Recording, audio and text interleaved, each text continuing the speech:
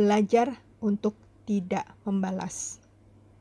Jika kita kuat dalam hal apapun, kita harus berusaha untuk tidak sombong. Begitu juga jika kita merasa lemah, kita pun harus berusaha untuk lebih kuat. Ketika kita merasa diperlakukan tidak adil, biasanya kita berusaha untuk membalas, bahkan membalas lebih jahat lagi. Kalau perlu, mereka harus merasakan lebih tidak adil lagi. Wajar. Semua contoh di atas adalah wajar dan manusiawi. Tetapi, apakah yang dikatakan Tuhan? Tuhan berkata tentang kasih, dan kasih adalah lemah lembut, murah hati, saling mengampuni, dan sebagainya. Kasih adalah berbuat yang terbaik untuk sesama, apapun yang mereka lakukan pada kita. Kasihilah musuhmu adalah diperintahkan Tuhan kepada kita. Pertanyaannya adalah, apakah yang kita harus doakan untuk musuh-musuh kita?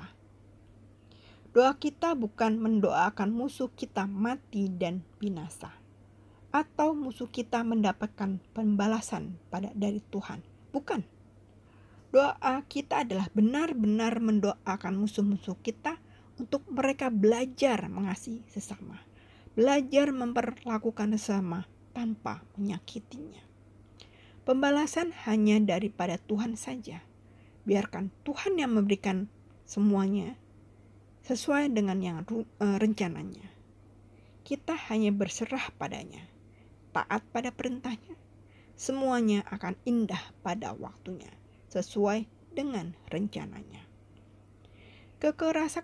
Kekerasan hati kita itu yang membuat kita terjerumus kepada dosa.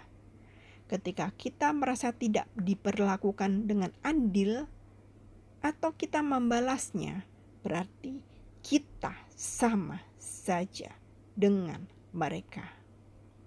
Jika membalaskan semua sesuai dengan yang kita perlakukan, lalu apa bedanya dengan mereka? Kita dengan mereka, apa bedanya? Tuhan sudah berkata, berilah pipi kananmu ketika pipi kirimu ditampar. Aneh, ya mungkin sebagai manusia, tetapi itulah yang harus kita lakukan.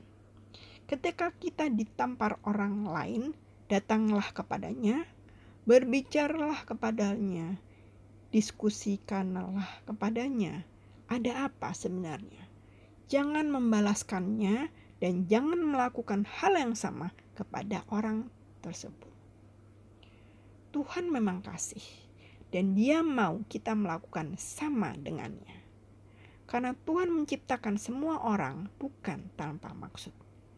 Semua manusia punya tujuan mengapa mereka diciptakan, dan Tuhan mengasihi semua manusia. Jadi, jika Dia menciptakan manusia dan mengasihi mereka semua, mengapa kita membenci sesama dan mendoakan mereka yang memperlakukan kita tidak adil untuk supaya segera binasa? Siapakah kita, hai manusia? Dialah yang berkuasa, bukan kita, bukan manusia.